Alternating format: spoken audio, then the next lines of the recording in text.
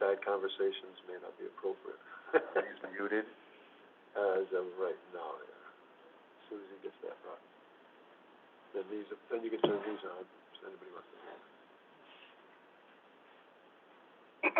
But for the first part, it's gonna be the gentleman from Civil One, Kenny's been handling that, so I'll let Kenny, handle that part. And then we have one other item, that's the Parrot Drive apartment complex.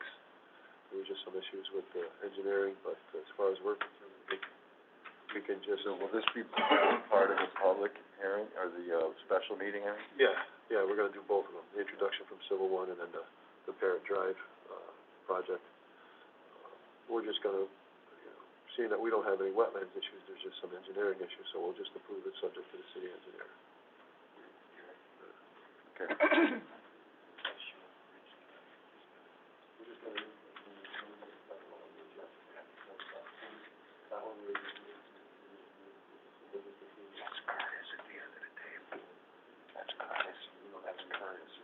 Oh, that's the guy?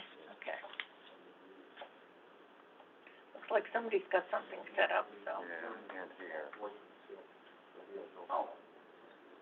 Oh, so we can see it over here, don't have to, and this is much clearer, too. Exactly. Okay.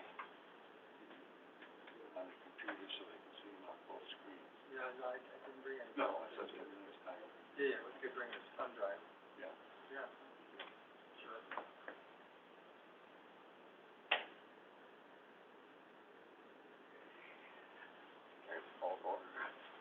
When you are. Yep.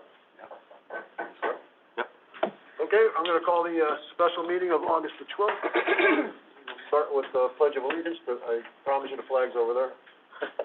I pledge allegiance to the flag of the United States of America and to the republic for which it stands, one nation, under God, indivisible, with liberty and justice for all. Mr. Chairman, just for housekeeping, when individuals get on the microphone, is to just Turn it on. turn on the microphone, and then when you're done speaking, turn it off. And it does need to be held close.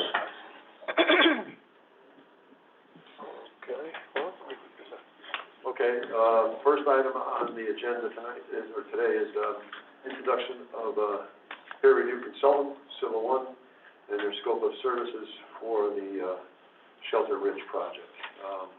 Commissioner Nappy has been handling that, and I'll just, turn the floor over to him.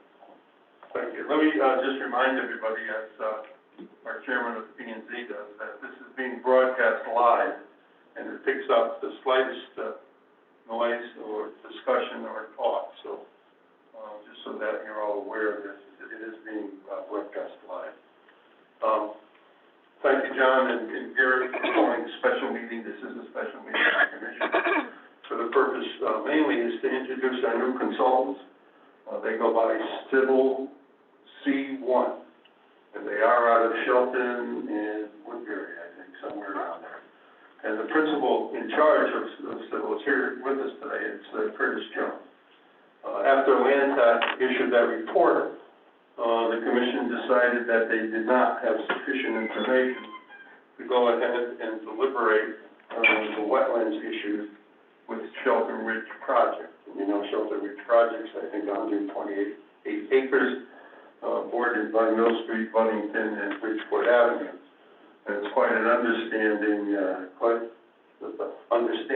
all of the technical issues that have been raised on it. We thought it's best to bring in a professional engineering company with multiple people in different areas to give us some advice and to help interpret some of the data. As we all know, we heard data from both the applicant and we heard it from the intervener, and in many cases, it wasn't consistent nor agreed with both of them. So we do need to make a good decision based on the facts, and we thought it was prudent. They already went along with it to hire another engineering firm to give us more detail. I invite Kurt Jones here today, along with the chairman's invitation to him, to give us a background on the company, people that will be working with us, and also the scope of services.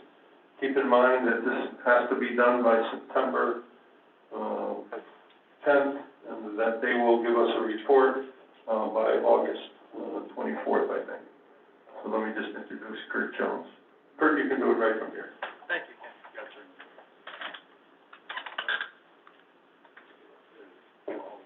Thank you, Ken. Thanks, Ken. It's Kurt Jones from Civil One. Pleasure to be here. Thank you for the invitation today. As Ken mentioned, we are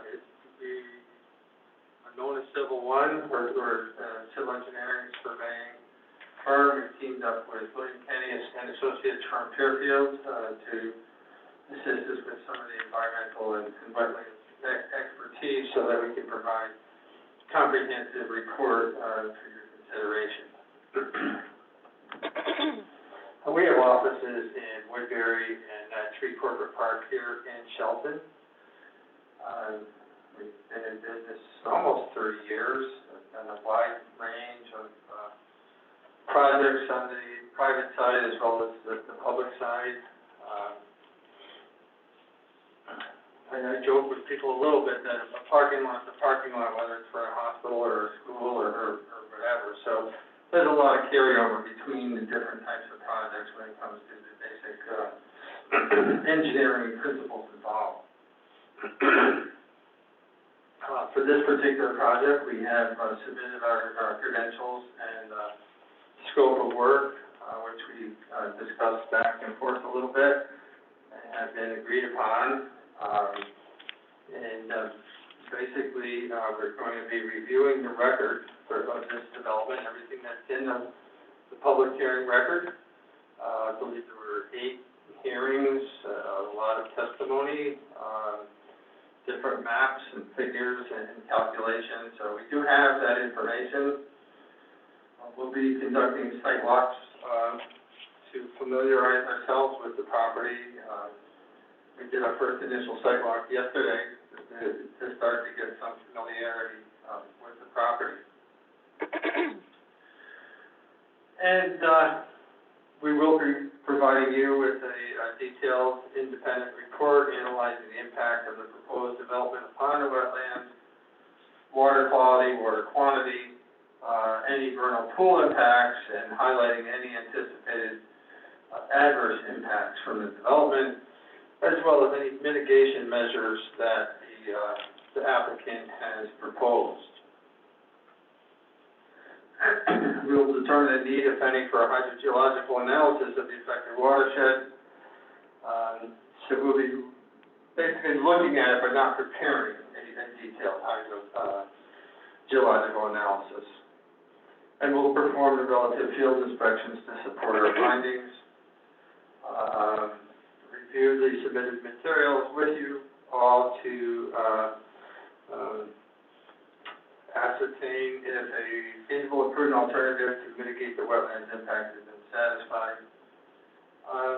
So those are the 5 points that are in our proposal. There is an addendum that's been issued where we have agreed to analyze the potential for additional flood impacts to adjoining or nearby residential properties. I think that's a course of prime concern. Certainly wouldn't, nobody would want a new development to have a negative impact on the residential properties from flooding. So we'll be taking a close look at that. Some of the tasks that we have outlined to fulfill these objectives, I think we've been talking about it in our office, and in the record there is some discussion about the validity of the drainage area delineation. Go up on the property, which way is the stormwater going? So there's testimony in the record making various claims. So we started to take a look at that, and from that determination, a lot of the rest of the information will follow. So it's important to get the delineation first, and we have a lot of experience in that. It's no problem, to correctly identify and delineate the drainage area. Once that's established in our mind, of course, we'll be conveying this information to you, but after that, we can follow and verify all the storm drainage calculations, that those are correct, and pipe success, and et cetera, and flood hazards. So first and foremost is the drainage area delineation, and then following that, the storm drainage calcs. We'll be looking at the stormwater quality volumes, to provide, that it will provide, the stormwater quality, as far as the pollution of the stormwater. We'll be making an evaluation of the consistency with the 2014 DEP Stormwater Quality Manual.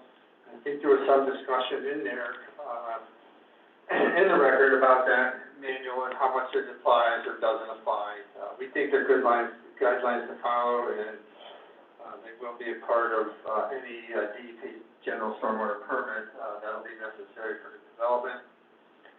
We'll be looking at the capacity of existing drainage structures to make sure that they'll be able to handle the flows. We'll be looking a little bit about the off-site road improvements. There were some improvements proposed on Bridgeport Avenue, some road widening. Haven't gotten into the details yet, but there's some concern that perhaps the Commission might need more detail on that to understand any potential wetland impacts in that area. So we'll take a look at that. On the environmental side, we'll be looking at the wetlands delineation. Are the wetlands where they say they are? I think that's a fundamental question.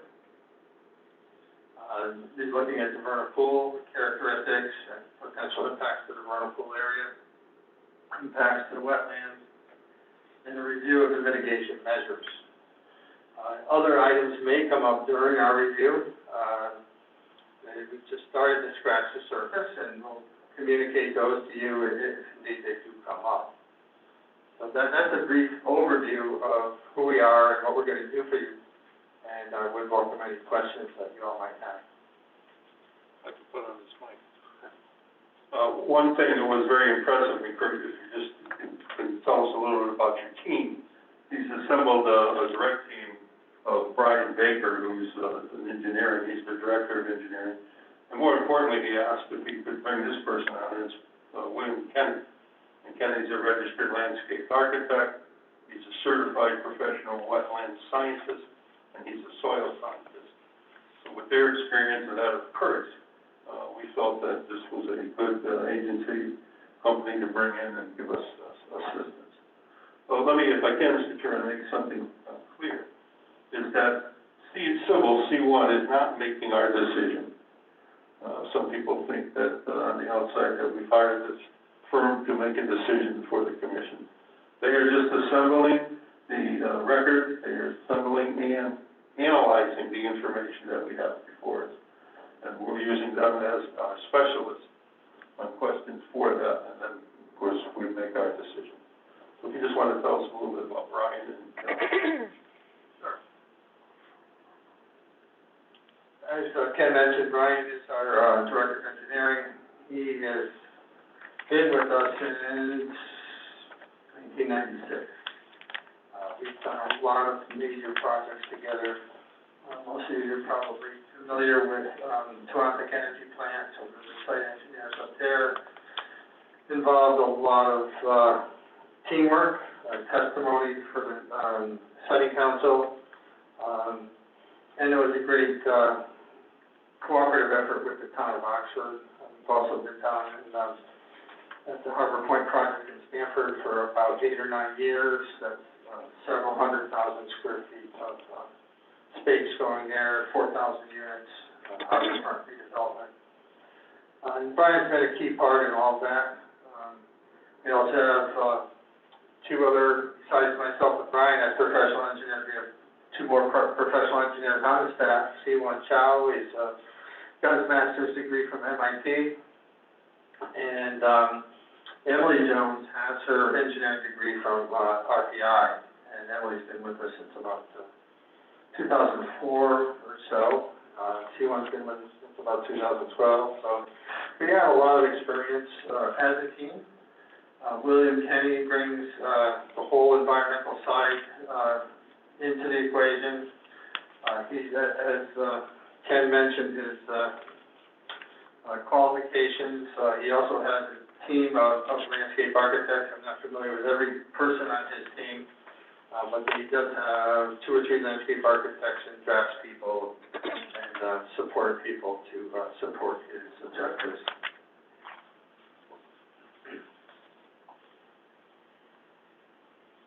Mr. Chairman, maybe if, there's any questions as to qualification and scope of services and how they're gonna proceed. The only disappointing thing is when I met this gentleman, they all had hair, so I was waiting for them to see Gary and John and myself. That's an advantage, I guess. Cute. Charlie, Michelle, any questions? No, I've actually read the resume. I was quite impressed with everything you guys have on both sides. All right, no, I think we're good. I'm glad that you're on board with us. I know you're gonna be under the gun. Today's the 12th, you're gonna have it back on the 24th. So I would stress, the prior consultant, didn't really communicate very well with us if they needed anything. So please, at any time, should you or your team or anyone, please contact John, Kenny, myself, and we will, do our best to get any kind of information that you should need or want. But I would like to stress that. We appreciate that, and we'll be, sure to reach out to you guys if we need it. That also includes, any copies or additional copies of the record, that you would like to have for your analysis. Yes, thanks. I believe we do have a full electronic copy of the record, minus 1 or 2 miscellaneous documents that aren't really relevant to, our purpose here. So, we're able to reproduce those, but if anything at all comes up, we'll be glad to reach out. I'm good. Okay, thank you. Thanks very much, and, we'll keep going. Okay. All right, we have a second item on our, special meeting today, which is a permit application 20-03. It's Shelton Parrott Associates LLC, Parrott Drive. It's a proposal to demolish about half of an existing industrial building to construct 206 apartments and 2 new buildings involving grading, draining, associated activity with regulated area and upland review. Now, we have reviewed this project before. It's been basically on hiatus for a while the engineers and whatnot were working things out, from the applicant as well as the city. And I guess there was a letter that we have from the city engineer, which will be entered into the record, to the applicant's engineer, and they have, stated, and we have a letter from them also, that they have no problem with the city engineer's, report. So, John, you want to say a couple of words, or? Okay, as the commission recalls, back before all the, restrictions started, excuse me, I'll try a different microphone. I'm trying to, maybe it's just you. So, as the commission recalls, this was discussed, there was some, awaiting some input from the city engineer.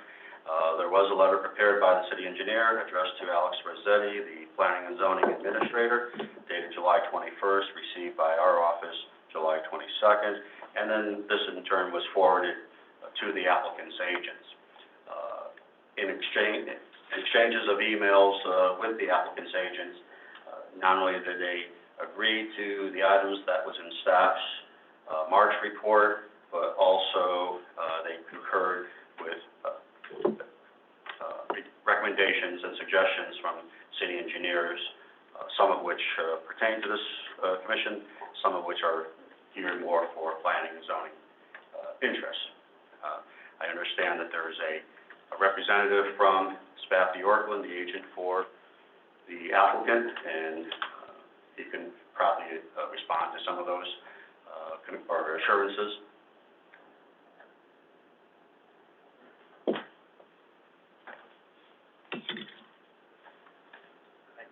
Let's get that red button, please.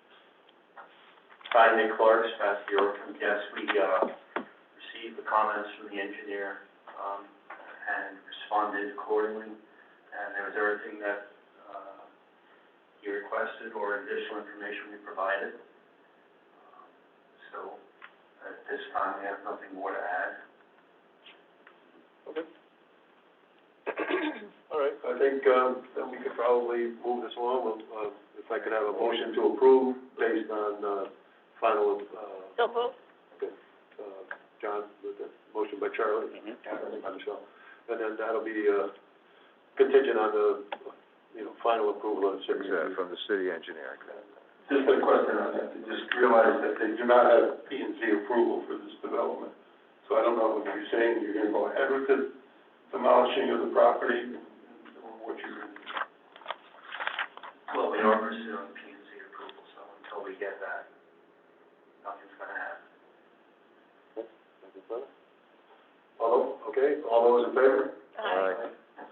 Opposed? All right, so let the record show. Four.